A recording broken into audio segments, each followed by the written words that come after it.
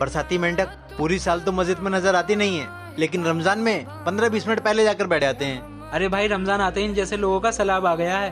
पूरी मस्जिदें भरी चल रही हैं। वो कहावत सुनिए, 4 दिन की चांदनी फिर अंधेरी रात है।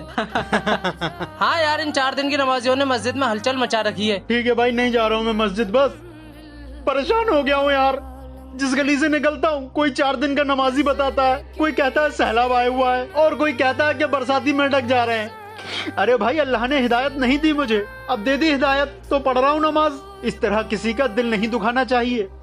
याद रखो, अल्लाह कभी कभी सालों पुरानी नमाजें कबूल नहीं करता और कभी कभी सिर्फ एक सजदा कबूल कर लेता है तुम्हारी वजह से, जिन्हें तुम ये रमजान के बरसाती मेंढक कहते हो। किसी की भी नमाज या रोजा छूटा तो उसका गुनाह तुम्हारे सिर पड़ेगा। और मेरे भाइयों, अगर कोई रमजान में बदल रहा हो तो उसका मजाक मत उड़ाओ, क्योंकि रमजान तो आता ही बदलने के लिए है। हमें माफ कर दो भाई, अब हम किसी की मजाक नहीं बनाएंगे। गिर गई, अभी डॉक्टर को दिखा के आ रहा हूँ। 1 लाख रुपए का खर्च बताया है। मैं चाहता हूँ जिसकी दीवार मेरे बच्चे पर गिरी है वो ही इसका खर्च उठाए। जिसकी दीवार इस बच्चे पर गिरी है, बुलाया जाए उसे। चल इधर, तुम्हें इसके इलाज का सारा खर्च उठाना होगा। नवाब साहब, इसमें मेरी गलती नहीं है, दीवार बनाने वाले उस राजमिस्त्री की गलती है। राजमिस्त्री को लाया जाए। इसमें मेरी कोई गलती नहीं है, गलती तो उस मजदूर की जिसने सीमेंट का घोल बनाया था। मजदूर को लेकर आओ।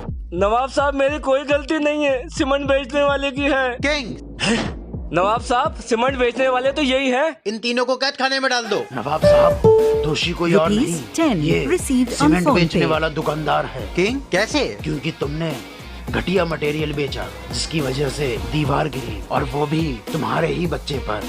हमेशा याद रखो, अगर हम गलत काम करते हैं तो वो लौटकर एक दिन हमारे ऊपर ही आते हैं। किंग, बिल्कुल सही। ये ऐसे ही रहा तो भूखा मरना पड़ेगा। इस मुर्गे को ही पका के खाता हूँ, लेकिन ये मुर्गा मेरा पालतू मुर्गा है। ऐसी कौन सी वजह बनाऊं जिससे इस मुर्गे को पका कर खाऊं? ए मुर्गे, पकड़ो। पूरा दिन बस यही करता रहता है। कल से अगर तूने बांग दी ना तो मैं तुझे मार के खा जाऊंगा। यार, इस मुर्गे ने बांग तो मारी नहीं, लेकिन पंख तो फड़फड़ाए। ये मुर्गे सुन, कल से ना पंख फड़फड़ाएगा और ना ही बांग मारेगा, वरना।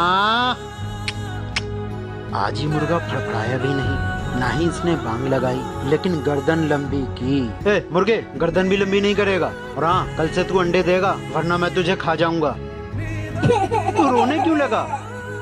मैंने तेरी हर बात मानी, लेकिन फिर भी आज मैं मर रहा हूँ, क्योंकि मैं अंडे नहीं दे सकता। इससे अच्छा तो यही होता कि मैं बाघ